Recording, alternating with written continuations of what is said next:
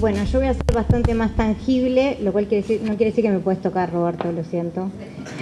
Y no quiere decir que yo sea intangible. Muy bien.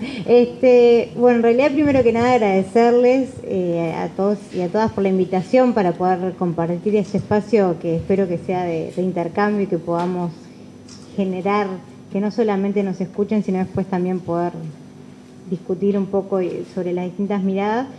Y bueno, yo me quedaba pensando un poquito en la invitación y en la palabra encrucijada, ¿no? El Frente Amplio en la encrucijada. Y en realidad tengo ganas de conversar un poquito de cuál es esa encrucijada, ¿no? Vemos hoy que estamos en un momento particular en lo que ha sido los gobiernos frente amplistas. Vemos hoy que hay una situación más compleja, más conflictiva, pero nos cuesta muchas veces ver dónde está, ¿no? Porque dónde está la cosa, ¿no? Por dónde va el camino. Nos enojamos con el Frente Amplio, día sí, día no, y también lo defendemos prácticamente todos los días. Entonces, ese doble sentimiento que tenemos la mayoría de los frenteamplistas, de los frenteamplistas militantes, los que sabemos, los que hemos trabajado muchísimo, no solo para que el Frente Amplio esté en el gobierno, sino para que cada día sea un mejor gobierno frenteamplista y logremos tener mejores condiciones de vida para la calidad, para los uruguayos y uruguayas, y lo hacemos en los barrios, en los comités de base, lo hacemos en los sindicatos, lo hacemos con los vecinos y vecinas, lo hacemos desde el lugar donde estamos comprometidos con ese proyecto que sentimos que es el Frente Amplio. Entonces, ¿por qué nos enoja y a su vez lo defendemos tan profundamente a este proyecto que representa el Frente Amplio? Y ahí ver un poco cuál es la encrucijada, ¿no? El Frente Amplio, cuando llega al gobierno, y yo siempre me acuerdo de esos momentos porque me parece que no hay que olvidarlos, del abrazo que nos dábamos cuando ganó el Frente Amplio y salíamos a las calles y nos encontrábamos con cualquiera que ni conocíamos, pero tenía una bandera del Frente Amplio y ya era nuestro mejor amigo y nos abrazábamos y bueno, por lo menos a mí me pasaba eso, ¿no? Capaz que soy de abrazar demasiado, pero cuando fuimos, no, es la concentración en el Palacio, en Avenida Libertador, todo ese mar de gente que tanto nos emocionó, ¿qué significaba ese momento? ¿Qué significó ese momento para cada uno de nosotros? Tiene que ser uno de los elementos que no nos podemos olvidar nunca, porque esa es la esencia del porqué el Frente Amplio hoy y de por qué seguimos acá militando cada día. La esperanza depositada en esos momentos de que el proyecto político, de que el proyecto que nos iba a representar y que iba a poder llevar adelante un Uruguay más justo, un Uruguay que nos incluyera a nosotros, un Uruguay que pensara en nosotros y no solo en los más ricos de este país, era el proyecto Frente Amplista y era el proyecto que había llevado al gobierno. Y todas las luchas que habíamos dado antes, las luchas contra la impunidad, las luchas en esta misma línea de lo que decía Roberto, las luchas en defensa de las empresas públicas, las luchas por las distintas luchas que dio desde el movimiento sindical, desde el Frente Amplio, desde las organizaciones sociales, las luchas por la vivienda que dio el cooperativismo, todas esas luchas en los 90 de alguna forma sentimos que eran las luchas que estaban ganando en ese día y eran las luchas que estaban llegando al gobierno. Eso representa para muchos de nosotros el Frente Amplio, el proyecto del Frente Amplio, es el Frente Amplio que defendemos muchas veces a pesar incluso del propio Frente Amplio, pero es el Frente Amplio que defendemos y por el que trabajamos. Y es esa imagen y esa foto que no nos podemos olvidar, no solamente porque lo impresionante que fue la foto, sino por lo que simboliza.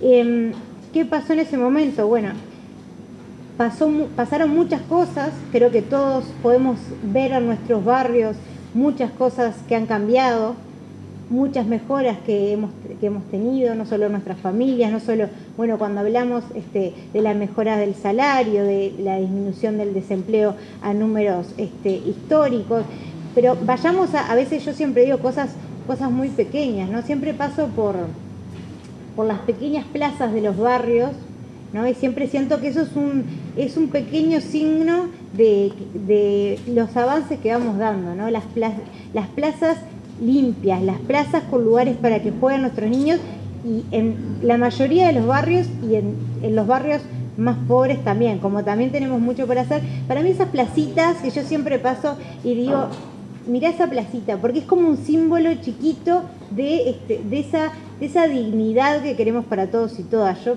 trabajo en Casaballe, en el Marconi, paso por esa zona y veo esas pequeñas plazas absolutamente hermosas y con juegos. Ni que hablar de la plaza de Casaballe, lo que es lo que implica todo el centro cívico y todo lo que está construido ahí. Veo en esos lugares esa construcción de ciudad, esa apuesta a la ciudadanía, el desarrollo del encuentro con el otro. Veo esas cosas y uno sabe que va avanzando en el proyecto político, pero a su vez sabe que faltan muchas cosas todavía, y nos vamos dando cuenta también al caminar por los mismos barrios y en la misma cuadra donde está la plaza. Entonces, ¿qué pasó en ese tiempo? Todo lo que avanzamos, y qué pasa hoy que estamos en este lugar. Una de las cosas que consideramos que ha pasado es que de alguna forma la situación económica nos fue permitiendo, al llegar al gobierno. Me acuerdo que muchas veces cuando ganó el Frente Amplio hacíamos mucho como esto de decir, porque el Frente Amplio llegó al poder, y siempre había alguien que te corregía y te decía, no, al poder no, llegó al gobierno, porque el poder lo siguen teniendo los grandes capitales, y era como esa frase, ¿no? Que me acuerdo de haber tenido esa discusión muchas veces, ¿no? No tenemos que confundirnos, porque sigue siendo el poder económico el que influye y tenemos que luchar contra eso. Bueno, pensemos en esto hasta el día de hoy. ¿Qué hemos hecho para cambiar ese relacionamiento con ese poder económico? Realmente, ¿cuáles han sido las políticas y las estrategias de este Frente Amplio para cambiar esa relación con donde realmente creemos que está el poder? Que claramente Luis no está en el Parlamento, lo siento. Pero entonces, ese poder económico, ese peso del gran capital que sigue dirigiendo hasta el día de hoy a nuestros países, ¿qué hemos hecho para cambiarlo? Y yo creo que hemos hecho muy poco. Y hemos hecho muy poco, en la misma línea también de Conde lo dejó muy claro, así que él sabe mucho más de eso, así que voy a decir un poquito, pero decir, bueno, avanzamos las mejoras para la gente, considerando que podíamos mejorar la situación que vivía la gente a la misma vez que se enriquecía el capital, y que había para dar para todos, y que no teníamos por qué entrar en un choque, en una confrontación con ese poder económico, con el capital, y mantuvimos las reglas de juego sin cambiar las reglas de juego con el capital. Esa fue la situación que se fueron dando. Íbamos hasta en momentos ¿no? que el FMI nos felicita, y que las cámaras empresariales por muchos momentos manifiestan su conformidad, nunca están muy felices, ¿no? Pero su conformidad con ciertas políticas en algún momento, cuando iban antes de asumir los gobiernos, o distintos momentos. Uno dice, bueno, realmente ese poder, no hemos cambiado ese relacionamiento, ¿no? Hoy estamos en un momento en que de crisis internacional, en el que, bueno, cómo impacta esa crisis internacional a nivel del Uruguay, tiene que ver en cómo se ha dado ese relacionamiento y qué hemos hecho en estos años. Entonces, el impacto tiene mucho de sostén social, tiene mucho de sostén gracias a las políticas que se han desarrollado, pero también tiene una fuerza muy grande de lo que es el poder económico y los grandes capitales, y que hace que ese poder sea más fuerte hoy, en este momento de crisis internacional, de poder confrontar y de poder pelearle un poquitito para lo que le está faltando a muchos otros. En realidad, cuando siempre dijimos que gane más, que sacarle más al que tiene más, bueno, al que tiene más de verdad, que es el gran capital, no le hemos sacado más, le hemos sacado muy poco, y es más, se ha beneficiado muchísimo con nuestros gobiernos, con las grandes exoneraciones tributarias que ha tenido, con el impulso de las zonas francas, con claramente el insuficiente, lo mínimo que ha sido el nivel impositivo a nivel de el IRPF en categoría 1, etcétera. O sea, ha sido muy poco lo que hemos hecho, y al contrario, la extranjerización de la tierra, cada vez hay menos tierra en manos de uruguayos y uruguayas. Entonces, todas estas cosas han hecho que hoy estemos en unas condiciones que nos paren en un lugar particular para enfrentar esta situación que estamos viviendo de crisis económica internacional, que a su vez impacta en nuestro país. Entonces, cuando estamos en un momento de este tipo, en donde se tensiona la situación, la palabra de moda es el déficit fiscal, y si está más para allá o más para acá, y el presupuesto y la rendición de cuentas, y cómo sacamos, de dónde sacamos un poquito para poner un poquito más acá. Y en realidad lo que estamos viendo es que de alguna forma esa relación, esa creencia de que podíamos seguir beneficiando el capital de la misma forma que podíamos seguir beneficiando la calidad de vida de los uruguayos y uruguayas, se está acabando como modelo de desarrollo y no es sostenible en este momento del país. Entonces estamos en un momento en donde el gran capital y las grandes transnacionales siguen enriqueciéndose, donde seguimos pensando en las zonas francas y en ampliarlas, y donde seguimos pensando en mantener el índice de riesgo y la importancia, cómo nos ve el FMI, etcétera, etcétera, pero a su vez ellos siguen creciendo, pero como ya no tenemos para repartir de la misma forma, se va ajustando y se va cambiando las relaciones de alguna forma con los sectores populares. Eso lo hemos visto de muchas formas. En este periodo, la lucha por el salario fue una lucha muy importante que dio el PIT-CNT después de la desindexación del salario, que fue una lucha que muestra lo importante de las organizaciones sociales. Todo lo que tiene que ver con cómo nos acercamos a cumplir con las promesas, los compromisos electorales, como es el 6% para la educación, como es un plan nacional integrado de cuidados que realmente impacta en la población, como es la vivienda como una necesidad básica que los uruguayos y uruguayas tienen a todo nivel, y que tenemos un sistema nacional, nacional de viviendas que todavía tiene para desarrollarse prácticamente, está muy germinal de alguna forma las políticas de vivienda. Entonces, y de alguna forma va aumentando el desempleo. Entonces vemos que ese relacionamiento con lo que son los sectores populares y con los que es los trabajadores y trabajadoras, de alguna forma va cambiando ese vínculo, ¿no? Ni que hablar de señales como los decretos de esencialidad, ¿no? ¿Qué mensaje nos habla de nuestro vínculo con la sociedad organizada y con los sindicatos, ¿no? Estamos cambiando nuestro relacionamiento y nuestro vínculo, y cuando fue la esencialidad a la educación fue una señal muy fuerte que realmente nos movió a muchos. Entonces, en ese proceso, a su vez, de que se dio ese proceso a nivel de seguir aumentando la concentración del poder del capital, pero por otro lado se fue dando en paralelo otro proceso, que es el debilitamiento de las herramientas que tenemos para poder luchar y poder avanzar en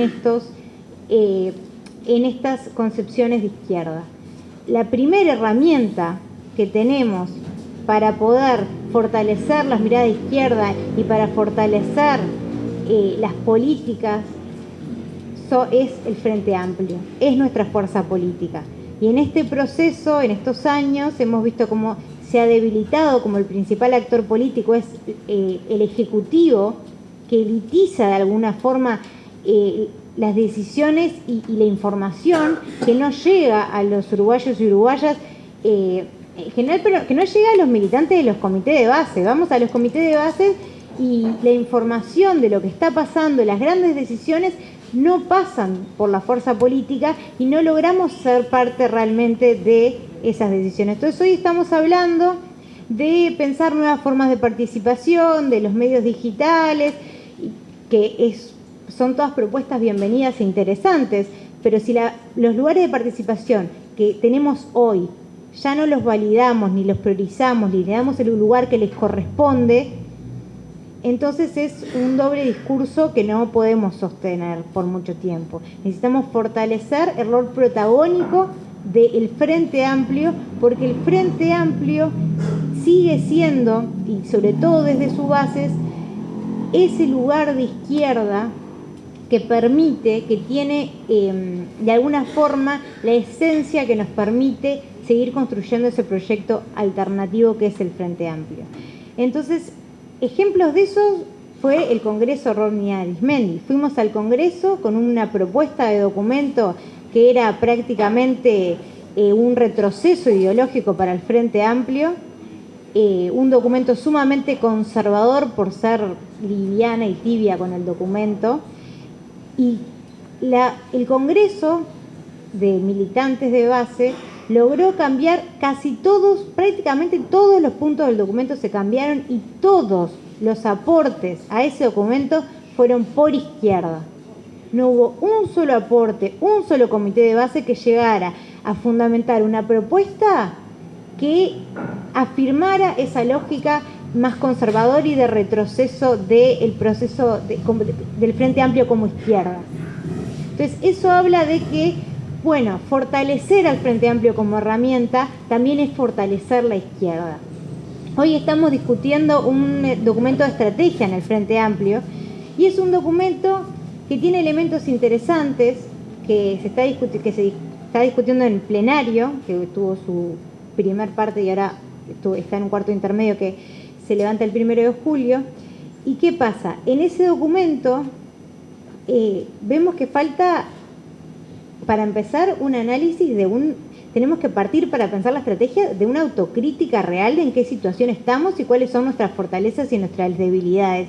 Y el debate en ese plenario de las bases frente amplistas fue realmente un debate de izquierda, que plantearon, en mi comisión, por ejemplo, el planteo empezó con la moderación diciendo, bueno, toda la parte de análisis del país ya está, ya todos estamos de acuerdo, pasemos a la parte de propuestas, y fue unánime decir, no estamos todos de acuerdo. No estamos todos de acuerdo en cómo vemos al país. Hay distintas miradas dentro del Frente Amplio. No estamos todos de acuerdo con frases como que los grandes logros del Frente Amplio es mantener los números a nivel macroeconómico. Queremos discutir eso más, queremos profundizar. No estamos todos de acuerdo con decir que el Frente Amplio tiene sus bases sociales en las organizaciones sociales y no partir de una autocrítica de qué ha pasado en estos años con el relacionamiento con las organizaciones sociales.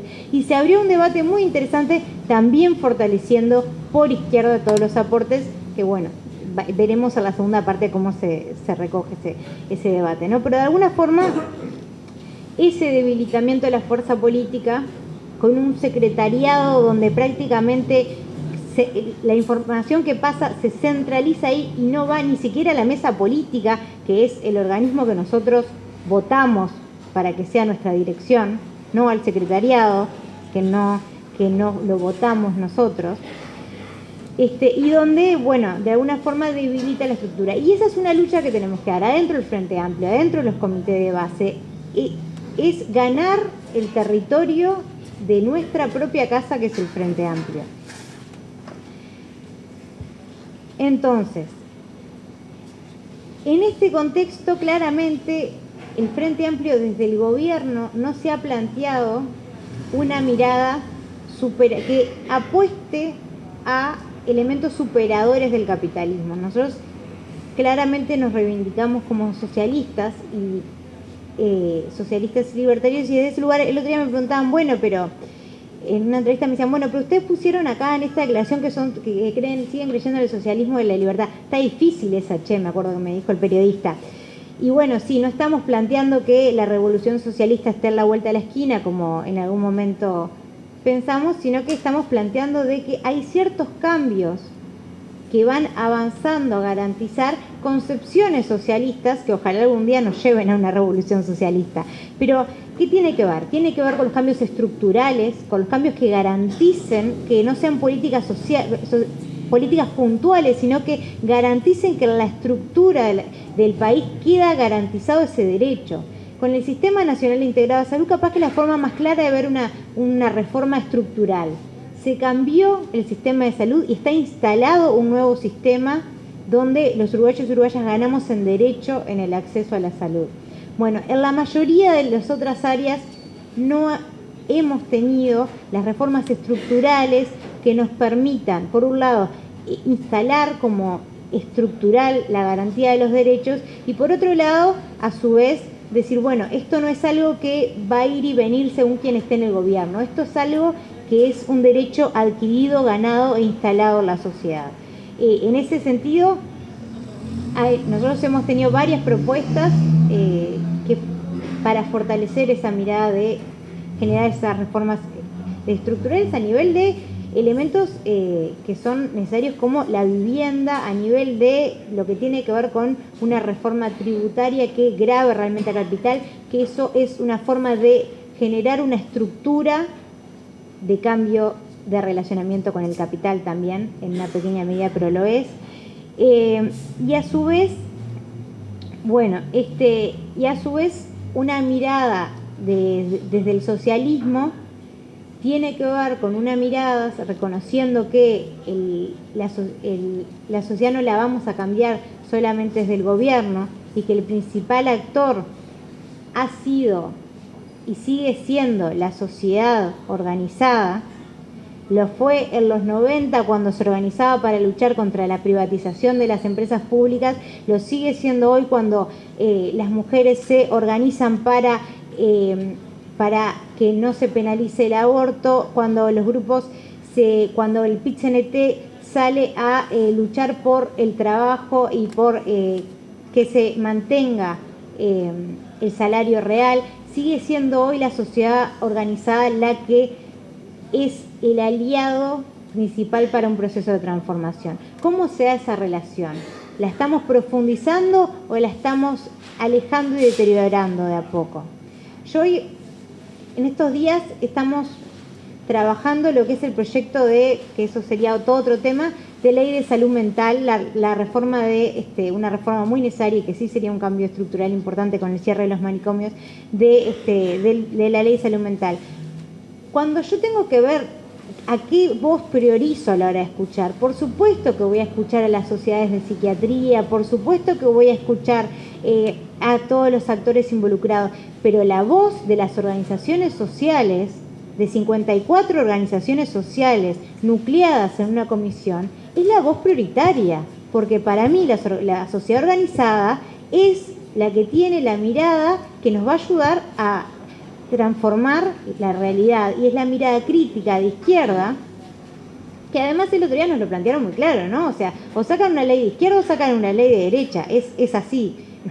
Entonces, las sociedades de psiquiatría, con muchos amigos que tengo ahí, tiene sus intereses puestos también, intereses económicos puestos en cómo se estructura. Entonces, claramente yo voy a priorizar la voz de la sociedad organizada, donde está el PIT-CNT también en esas 54 organizaciones que están luchando por la ley.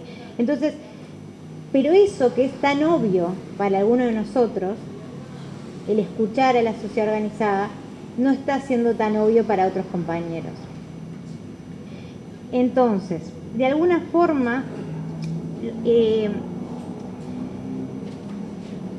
tenemos que recuperar ese vínculo fuerte con la sociedad organizada, con el bloque social de los cambios, como les solemos llamar, y últimamente se está escuchando hablar el nuevo bloque social de los cambios.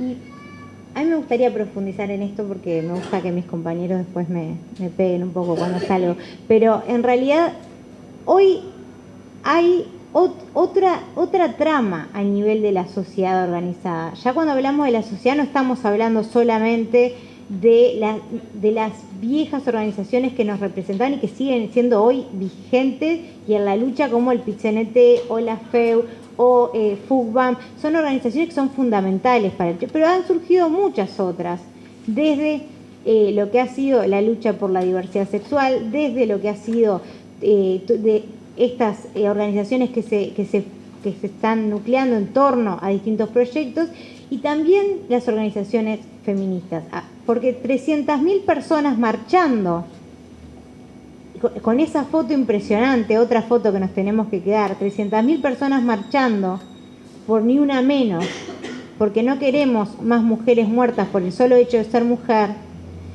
es una lucha de la sociedad organizada, y como personas de izquierda tenemos que poder escucharlas y tenemos que poder tomarla y tenemos que poder entenderlo también como una lucha desde una perspectiva de clase. Porque yo soy izquierda, es que siempre lo voy a leer desde una perspectiva de clase. Porque si bien es verdad que cuando hablamos a veces de que me dicen déjense con esas cosas de las mujeres, estamos hablando de la paridad en la Cámara de Representantes. Bueno, sí, es importante, es una señal que haya tan pocas mujeres en la Cámara de Representantes. Ahora, a mí la prioridad principal como feminista que tengo es cómo vive cada mujer en el barrio su vida cotidiana y cómo logro que esas mujeres tengan los mismos derechos y la igualdad de posibilidades que otros, que los hombres en general.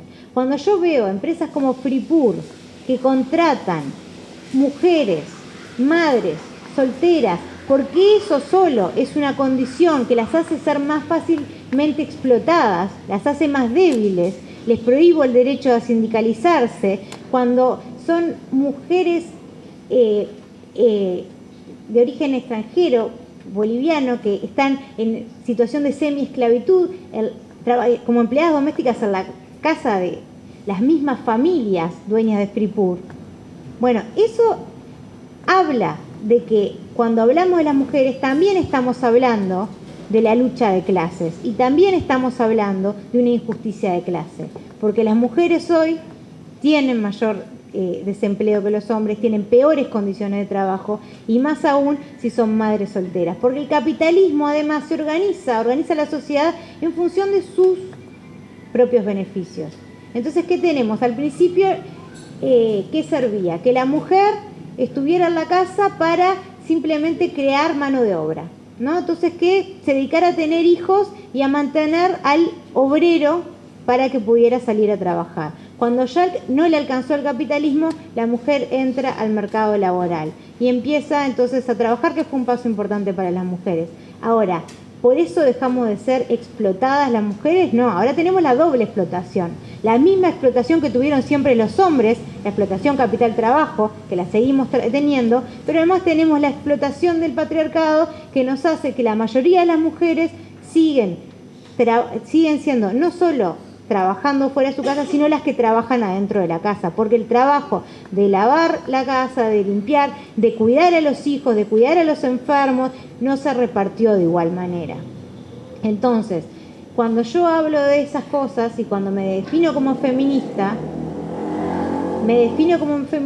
porque el ser mujer hoy en nuestra sociedad es un factor que tiene que ser incluido cuando lo miramos a la lucha de clases. Y es un elemento que tiene que ver con que nos importan las personas, pero nos importan sobre todo los que están más jodidos. Y hoy en nuestra sociedad, ser mujer y ser mujer pobre es más jodido todavía que ser hombre pobre. Entonces, luchamos por el hombre, por todos, pero tenemos que también reconocer que la vulnerabilidad de las mujeres hoy también es un factor que tenemos que tener en cuenta. Y a la izquierda le cuesta mucho integrar esto. A veces nos dicen, bueno, cuando se solucione, cuando venga la revolución socialista, se va a solucionar. Entonces cuando venga la revolución socialista mejorará tu salario. ¿Qué estás peleando por tus salarios? Igual cuando venga la revolución socialista todos vamos a ser felices y no va a haber explotación. ¿Para qué? ¿No? Que sigan muriendo las mujeres solo por ser mujeres. Igual algún día va a venir la revolución socialista. Bueno, la revolución rusa pasó, dio cambios importantes en la URSS a nivel económico y sin embargo las mujeres sufrieron muchísima violencia, sobre todo cuando llega Stalin al poder, y fueron olvidadas cuando fueron de las que iniciaron la revolución, en una revuelta que se dio por la falta de pan en las casas. Entonces, el poder decir, bueno, esto tiene que ver también con la clase, no es una cosa abstracta de las intelectuales que salen a decir que las mujeres tenemos que estar en política, es una cosa real que vemos cotidianamente en los barrios. En Casaballe, donde trabajo, se nos dio una situación de que nos dábamos cuenta de que la mayoría de las mujeres, y no así se daba con la mayoría de los hombres, dedicaban tanto tiempo al cuidado de los hijos, del cuidado de la casa, al cuidado de las personas enfermas, que no tenían ningún espacio propio. Capaz que muchas veces en la casa era mejor visto que el hombre saliera con los amigos, o mejor visto que fuera militar, que fuera del sindicato, y sin embargo si la mujer era sindicalista era una mala madre, porque cómo iba a dejar a sus hijos en su casa, pobres sus hijos, pero al hombre no le hacían la misma reivindicación, y hemos tenido muchas compañeras sindicalistas que nos han contado estas experiencias. Entonces, al darnos cuenta de estos y cómo esto también enfermaba a las mujeres, fue que fuimos creando, por ejemplo, un espacio semanal en Casaballe, donde las mujeres pudieran tener un ratito para ellas mismas, porque no tenían una hora en la semana para estar ellas mismas sin tener que estar cuidando a los hijos o cuidando a los enfermos o cuidando de la casa. Y eso tiene que ver también, y eso por supuesto es la realidad de las mujeres más pobres, y eso es la realidad que tenemos que poder incorporar también como lucha de clase. Cuando hablamos de lo étnico, de los afrodescendientes y todo este movimiento, que también es un nuevo movimiento que se incorpora a la lucha social, que también fue muy banalizado y muy ridiculizado cuando surge fuerte como movimiento y se visibiliza, y parece que fuera algo que nos cuesta tomar en serio, porque pensamos que somos un país que no somos racistas, que le damos la misma igualdad de condiciones a todos, y sin embargo la población afrodescendiente es de las poblaciones más pobres, de las que tienen mayor desempleo, y si vemos por municipio en Montevideo, la población afrodescendiente es la que vive en los municipios más pobres. Entonces, ¿será tan así que no tiene nada que ver la lucha de clase con la lucha de los afrodescendientes? Si vemos la situación de los jóvenes, porque esta es otra cosa, ya me aburren con los jóvenes, porque en realidad no tiene nada que ver si sos jóvenes y las generaciones. Bueno, ser joven no es garantía de nada, tenemos muchos ejemplos y no los quiero dar, pero en realidad sí lo que tenemos que decir es, hoy los jóvenes tienen serias dificultades para el ingreso al mercado laboral. La mayoría de los jóvenes ingresan al mercado laboral, ingresan a trabajar porque conocen a alguien que les dio una mano y que les dio una changuita, entonces empezamos a trabajar. Y hay el desempleo a nivel de los jóvenes es de 3 a 4 veces mayor que el desempleo de la población general. Bueno, la situación de los jóvenes, ¿no tendrá algo que ver con la lucha de clases? Si somos de izquierda, si somos clasistas, ¿no nos importa entonces también pensar en las mujeres, en los afrodescendientes, en los jóvenes? Si no logramos incorporar estas nuevas formas de lucha, estas nuevas formas de manifestar las mismas luchas de siempre, porque son las mismas luchas por las que nuestros compañeros dieron la vida en el 70. Son las mismas luchas por las que nuestros compañeros y compañeras desaparecidos entregaron todo y pelearon todas hasta la vida. Esas luchas hoy tienen que ser nuestras mismas luchas, pero van teniendo nuevos nombres, nuevos componentes, nuevas realidades, y tenemos que poder incorporarlas. Ahora, tampoco nos podemos dejar engañar con que esos nuevos discursos, esas nuevas luchas que de nuevo no tienen mucho, pero que van entrando en lo público, no tienen nada que ver, como nos quieren hacer creer muchas veces, con la lucha de clase.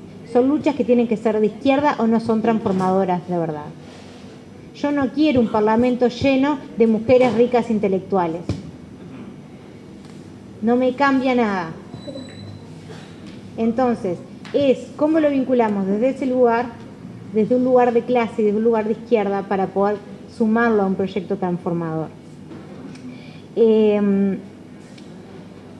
Bueno, para ir cerrando, porque me emocioné con todo esto del feminismo. Bueno, entonces, en la situación en la que estamos de crisis económica, yo quiero hablar de otras crisis también. Es una situación, ¿cómo enfrentamos esta situación de crisis económica mundial y cómo repercute en el Uruguay? Nos genera otras crisis. Una de las crisis que nos genera es la crisis de referencia.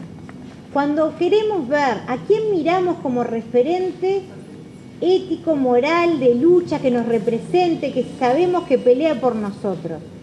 Cada vez para las generaciones más jóvenes el Frente Amplio es parte del status quo, es parte de un partido tradicional más. ¿Cómo transmitimos y cómo seguimos convenciendo de que el Frente Amplio es una referencia para los que queremos transformar a la realidad? La falta de referencia y la falta de credibilidad es una herida grave a un proyecto de transformación. Porque si no podemos tener donde depositar nuestras esperanzas, lo que nos queda es solo el enojo. Y el enojo solo, guardado para adentro, no nos sirve de nada. Tenemos que tener la esperanza de que otro mundo es posible, porque sería muy triste pensar que este mundo, con todas las injusticias que tiene, es lo único que tenemos y que no podemos tener otro mundo. Y sería muy egoísta, porque realmente hay gente que cada vez está más jodida con este mundo. Sería muy egoísta conformarnos con el mundo como está, pero esa esperanza se tiene que transformar en rebeldía. ¿Y hacia dónde llevo mi rebeldía si no tengo en quién creer, si la política ya no vale, ya no sirve de nada, son todos lo mismo? Y entonces, ¿qué hago? ¿Cómo recuperamos al Frente Amplio con los ataques de la derecha una y otra vez? Y esto tenía que ver también con lo que decía Roberto al principio, ¿no? ¿Qué mensaje damos para seguir demostrando, a pesar de los ataques de la derecha, que una y otra vez que se indique esto, que se indique lo otro, que se indique no sé qué? Y es como que nos quieren convencer una y otra vez de que somos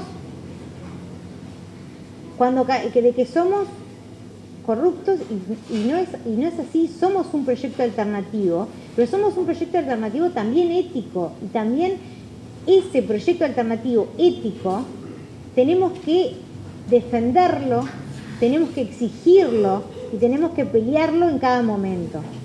¿Cómo lo hacemos? ¿Cómo trabajamos? Bueno, esa rebeldía se tiene que canalizar hacia esos lugares también. Tenemos que poder seguir creyendo que se puede, para que ese malestar social sea un malestar de cambio, para que sea un malestar que pueda ser un motor y una energía de transformación. Las cosas que me enojan, nos tenemos que seguir enojando.